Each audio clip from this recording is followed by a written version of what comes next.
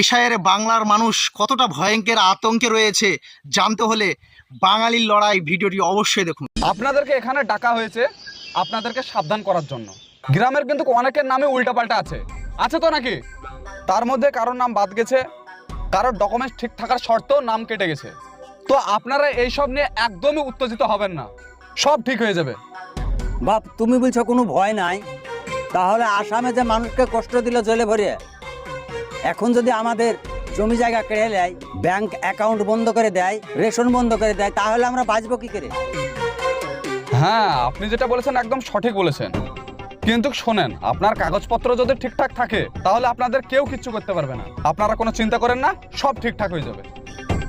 এখন তো আমরা ভোট দিতে পারবো না, সে তো ভোটের পরে। হ্যাঁ, আপনি একদম ঠিক কথাই বলেছেন যে এখন আমরা ভোট দিতে পারবো না।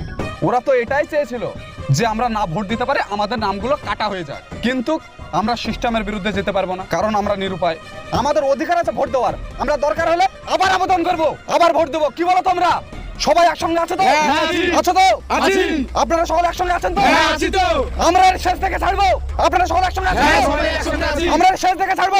এই থামো, তোমরা থামো, কনস্টেবলকে গ্রেফতার করো। কি ব্যাপার স্যার, আপনি এইভাবে আমাকে ধরছেন কেন? আমার অপরাধটা কি? তুমি এতগুলো মানুষকে উস্কাচ্ছ, তোমার এখানে আমি কোনো কথা শুনবো না, সোজা থানায় নিয়ে যাব। এখানেই চলো। স্যার, আপনি তো এভাবে আমাকে অ্যারেস্ট করতে পারেন না। কিভাবে ধরে নিয়ে যেতে হয় না নিয়ে যেতে হয় সেটা আমি ভালোভাবে জানি। নিয়ে চলো এখানে বাড়িতে। আরে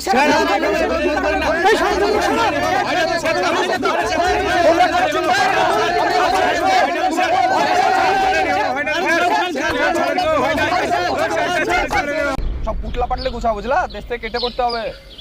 দেখলা তো গ্রামের কত লোকের নাম কাটা গেল। হ্যাঁ, এই মুর্শেদ শোন, বল। আজকের খবর শুনেছিস? কেন, কি হয়েছে? আরে আমাদের টোটাল 90 লাখ মানুষের মধ্যে 57 লাখ হচ্ছে হিন্দু। হ্যাঁ, মুসলমানদের ওপর কিভাবে দ্বিধাবা দিয়ে হিন্দুদের নাম গালা কাটছে, বুঝতে পেরেছিস? আরে এটা ওরা বুঝবে না, ওই ধর্মীয় ফুসকের একটা উস্কানি দিচ্ছে। আর কিভাবে ভোটগুলো নিচ্ছে তুই দেখেছিস? তাই রে, মানুষ আজকাল খেলনার পুতুল হয়ে গেছে রে। তোমরা তো দেখতেই পেলা ওই যে বাবরি মসজিদ নিয়ে ধর্মের নামে কিভাবে রাজনীতিটাই না খেললো। মালটা এখন ধরা পড়ে গেছে। আরে ওই কথা বলছিস? আমাদের বাংলার দ্বিতীয় মির্জাফর, এখন তো সেই ভিডিও ভাইরাল হয়ে গেছে, সোশ্যাল মিডিয়ায় বিশাল ট্রেন্ডিং চলছে, তুই দেখিসনি? কে আছে? বাঁচাও গো, মরে গেল। কি হয়েছে গো? আমার আব্বা গলা দড়ি দিতে যাচ্ছে, তোমরা বাঁচাও।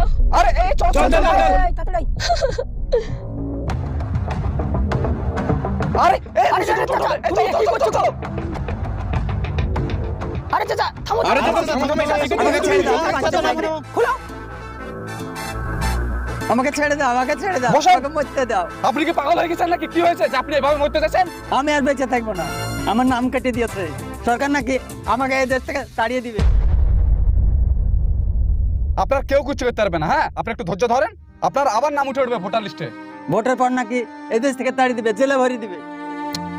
আরে আপনার কে তাড়াবে? কি সব ফালতু কথা বলছেন? আপনি একটু ধৈর্য ধরেন, সব ঠিক হয়ে যাবে। হ্যাঁ, ওসব কিচ্ছু হবে না। এই বুড়ি, তুমি এক কাজ করো, ওই 1 গ্লাস শরবত দাও, তোমার আব্বু মাথা ঠান্ডা করো। আর আপনি কোনো চিন্তা করেন না, সব ঠিক হয়ে যাবে। চাচা আপনি কোনো টেনশন করেন না, আমরা আছি তো, ঠিক আছে?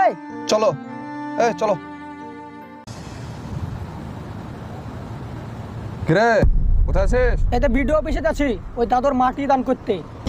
খ্যাপা নাকি? ভিডিও অফিসে কেউ দান করে? ওখান থেকে তো সবাইকে দান করে গরিব মানুষদের। ভিডিও অফিসে কি এমনি যাচ্ছি রে ভাই? আমার আব্বার নাম ঠিক আছে, অথচ আমার নাম কেটে দিয়েছে। ভিডিও অফিসে এই মাটি আর কাগজগুলো দেখাবো, আমার দাদুর ছেলে আব্বা আর আব্বার ছেলে আমি, তাহলে আব্বার নাম ঠিক থাকলে আমার নাম কেন কাটা গেল? তুমি মাটির ডিএনএ টেস্ট করো আর কাগজ দেখো, যে আমার নাম ঠিক করে দাও, তা বলবো। যাক, তোর মতন খ্যাপা যদি আরো 4-5 জন থাকে না, তাহলে দেশের আরো ভালো উন্নতি হবে। তাই ছোড়া বাড়ি যা। খ্যাপা কি আর এমনি হচ্ছে রে ভাই? মাথায় বিগেট ধরে গেছে, কাগজ কি করে ঠিক করবো তা? এবার ভোট দেবো কি করে আমি? ঠিক আছে, কাল সকালে তুই আমার কাছে আসিস, আমি সব ঠিকঠাক করে দেবো। হ্যাঁ, যা বাড়ি যা। কোথায় যাবো তাহলে? কালকে ভিডিও অফিসের সামনে এসে যা। তাহলে আজকে যাচ্ছে না কিন্তু আর।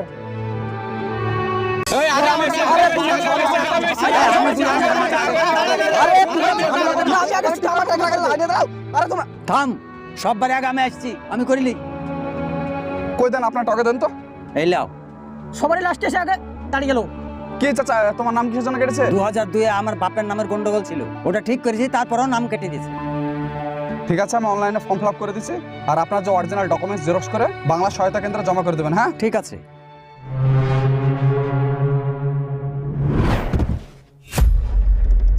আরে এ মুছে তাদের টোটো রেখে দে যা। ঠিক আছে আপনি যান। এরপরে কি আছেন আসেন তো।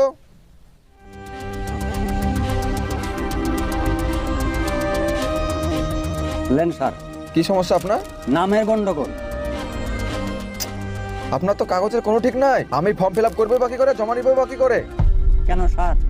আপনি যে 2002 সালে ভোট দিয়েছেন তার কোনো প্রমাণই নাই, একদমই নাম আলাদা। তাহলে কি করতে হবে স্যার?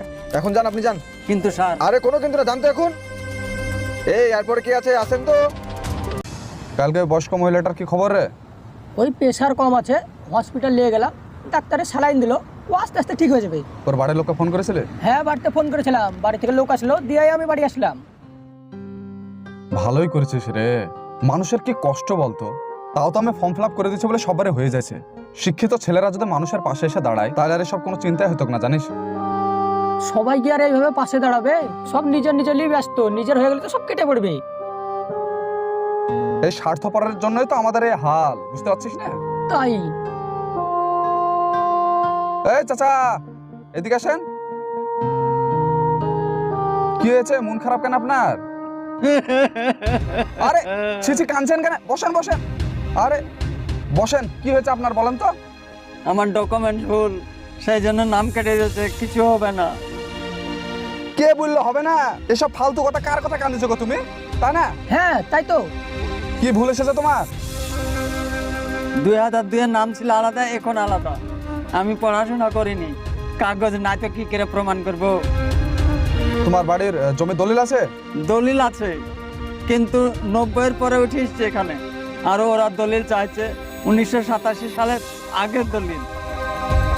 শোনো চাচা, ভয় পাওয়ার কিছু নাই। তুমি কাগজগুলো কালকে সকালে আমাকে আবার দেবা, দরকার হলে আমি আবার ফর্ম ফিল আপ করবো, তুমি জমা দেবা, দেখা যাক কি হয়। ট্রাই করতে তো কোনো সমস্যা নাই, তাই তো? যাও তুমি, সাবধানে বাড়ি যাও। ঠিক আছে। হ্যাঁ, যান, সাবধানে বাড়ি যাই। পুলিশের দাদাগিরি আমরা মানছি না, মানবো না। পুলিশের দাদাগিরি আমরা মানছি না, মানবো না। মাইনুলকে কি কারণে অ্যারেস্ট করলে পুলিশ তোমায় জবাব দিতে হবে। মাইনুলকে কি কারণে অ্যারেস্ট করলে পুলিশ তোমায় জবাব দিতে হবে। থাম তোরা, চিল্লাস না, যা করার আমি করছি। এই তুই আয় তো। চলেন, এই আপনারা সবাই দাঁড়ান তো। আসছি স্যার, নমস্কার। নমস্কার নমস্কার, বসুন। অনেকদিন পরে, কি খবর বলুন? এই মোবাইলের ভিডিওটা আপনি দেখুন।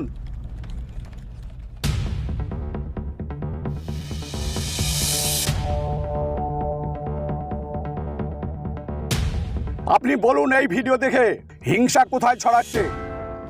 দেখুন, ভোটের সময় এত লোককে একসঙ্গে করার প্রয়োজন কি ছিল? ওই নেতাদেরকে তো আপনি কিছু বলতে পারছেন না, তাদেরকেই আপনারা ঘুরিয়ে প্রোটেকশন দিচ্ছেন, আর যতই আইন কানুন সমস্ত জনসাধারণের উপর নাকি? দেখুন স্যার, মাইনুল এমন কিছু বলেনি যে আইনগত তার অপরাধ। এরপরেও যদি মাইনুলকে আপনি না ছাড়েন তাহলে এই ভিডিও আমি সমস্ত সোশ্যাল মিডিয়ায় পোস্ট করে দেব। সাধারণ মানুষকে কিন্তু জবাব আপনাকেই দিতে হবে। আপনি কি ভয় দেখাচ্ছেন না আমাকে হুমকি দিচ্ছেন? আমি আপনাকে ভয় দেখাচ্ছি না, হুমকিও দিচ্ছি না। আপনার ঊর্ধ্বতন অফিসারকে জবাব আপনাকেই দিতে হবে, আমাকে না। স্যার, মাইনুল কখনো উস্কানিমূলক কথা বলেনি, মানুষ যাতে সন্তুষ্ট থাকে সেই কথাবার্তাই বুঝলো, আর আপনি স্যার মাইনুলকে ধরে নিয়েছিলেন। দেখুন স্যার, আজ আপনার পুলিশের চাকরি আছে, কাল আপনার পুলিশের চাকরি না থাকতেও পারে। আজ মাইনুলের সঙ্গে যে ঘটনাটা ঘটলো, কাল আপনার ছেলের সাথে ঘটবে না, তার কি মানে আছে স্যার বলুন?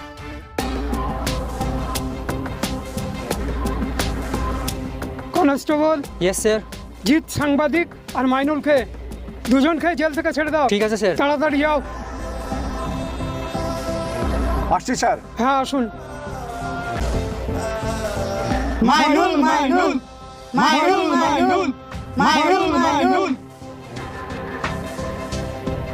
আমরা কারোর প্রতি হিংসা ছড়াবো না, আর আমাদের কারোর প্রতি বিবাদও নাই, কারণ আমাদের অস্তিত্ব আমাদেরকে রক্ষা করতে হবে, কারণ এটা আমাদের লড়াই, আমাদেরকে লড়ে যেতে হবে। একদম ঠিক। চলো সবাই। বন্ধুরা, ভিডিওটি আপনাদের কেমন লাগলো অবশ্যই আপনাদের মতামত কমেন্ট বক্সে জানাবেন, এবং ভিডিওটি ভালো লাগলে আপনার বন্ধুদের দেখার সুযোগ করে দেবেন। দেখা হচ্ছে এর পরের ভিডিওয়ে।